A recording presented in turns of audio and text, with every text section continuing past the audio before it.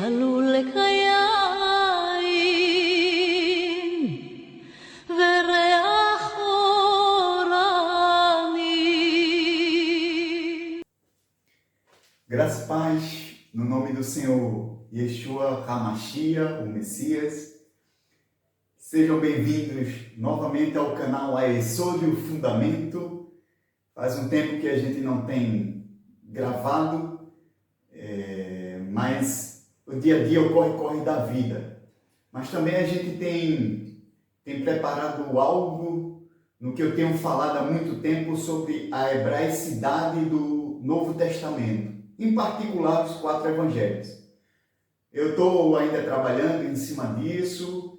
Eu já tinha uma ideia bastante profunda sobre o tema, sobre o hebraico do Novo Testamento, e agora eu estou tentando preparar para trazer de uma maneira bem mais simples para todos nós. Mas hoje eu queria tratar de um assunto bem rápido, mas que é importante. O hebraico, a gente quando se envereda pela ideia do hebraico, o hebraico nos revela coisas importantíssimas e nos dá sentido, às vezes muito simples, de algo que a gente achava complexo. Então, hoje eu queria falar sobre um texto bem simples, que até hoje tem tido uma interpretação, na minha visão, equivocada, mas aí eu quero trazer uma nova roupagem de interpretação para esse texto. Lá em Mateus, pega a Bíblia, Mateus capítulo 26, versículos de... Vamos pegar aqui no versículo 36 ao 41. 36 ao 41. Em seguida, foi Yeshua com eles a um lugar chamado Getsemane, no grego, né? Não é esse o nome. Eu vou fazer quando eu estiver fazendo a série da hebraicidade do Novo Testamento, eu vou explicar essa palavra. Né? Foram ao lugar chamado Getsemane, não é esse nome, e disse aos seus discípulos: assentai-vos aqui enquanto eu vou ali orar.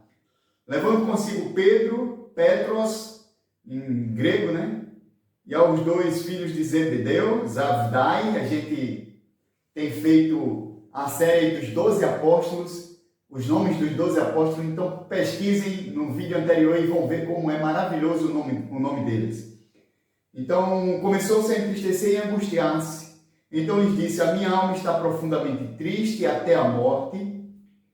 Ficai aqui e vigiai comigo. Adiantando-se um pouco, prostrou-se sobre o seu rosto, orando, dizendo: meu Pai, se possível, passa de mim este cálice. Todavia não seja como eu quero, e sim como tu queres. Voltando para os discípulos, achou-os dormindo e disse a Pedro: então nem uma hora pudestes vigiar comigo? Vigiai e orai, para que não entreis em tentação. E agora eu chamo a atenção no versículo. O espírito, na verdade, está pronto, mas a carne é fraca. Esta é a versão que é trazida em várias Bíblias, essa versão trazida do grego, essa tradução. E hoje eu vou mostrar que talvez possa ter ocorrido aqui com não a palavra de Deus, mas engano de interpretação. Alguns homens podem se enganar, e aqui podem ter se enganado sobre este trecho de Mateus 26, 41. Vigiai e orai, para que não entreis em tentação. O espírito, na verdade, está pronto, mas a carne é fraca.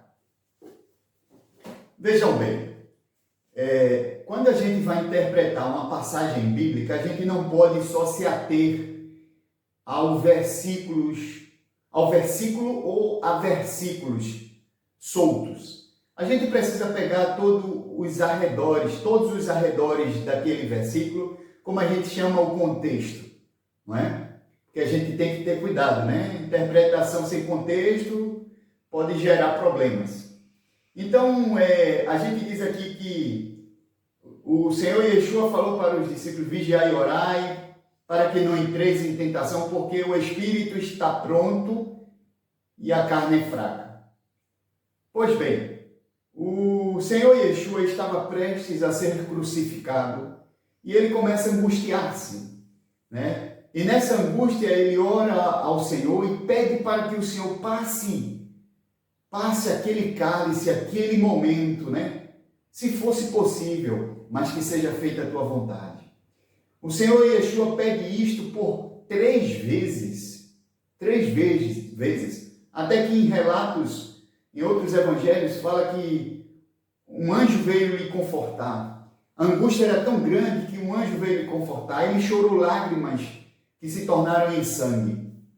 Pois bem, então o Senhor Yeshua estava nessa atmosfera de angústia, de tristeza, e aí ele nos cita as Escrituras e diz: vigiai e orai para que não entreis em tentação, porque ele estava sendo tentado a pedir que aquele momento passasse dele.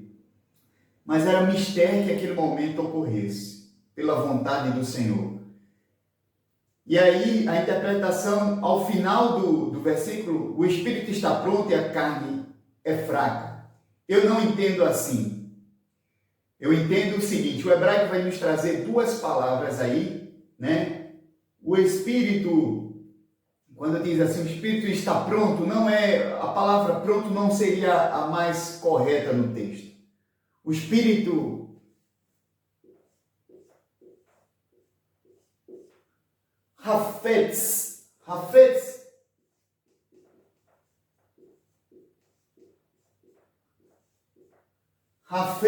é desejar, ansiar.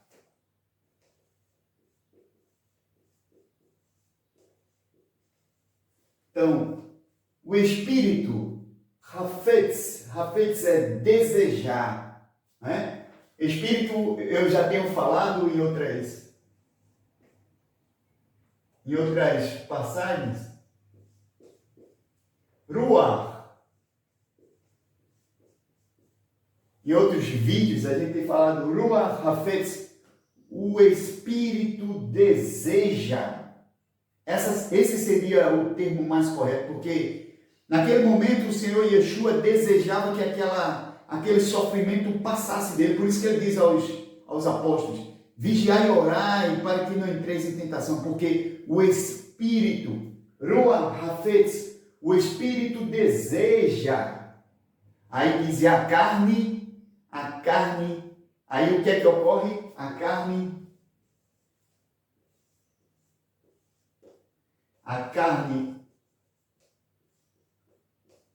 Rafé, a carne é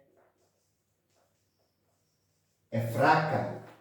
Então, o espírito deseja e a carne é fraca. O que é que o Senhor Yeshua está nos ensinando? Quando nós erramos, não é a nossa carne, não parte de nossa carne a intenção, parte do nosso espírito, de nossa essência. Então, o nosso espírito primeiro deseja e a carne é um mero executor. Somente isto. Então, a carne por si só, ela não peca. O nosso espírito que peca, o espírito deseja. Hafetz, essa é a pronúncia. O espírito deseja e a carne, Rafé, a carne executa, a carne é fraca. Tá bom, pessoal? Então, essa é a interpretação que eu dou ao texto, né? Baseado no hebraico e baseado no contexto daquela situação. Que o Eterno nos abençoe, esteja com todos nós. Amém.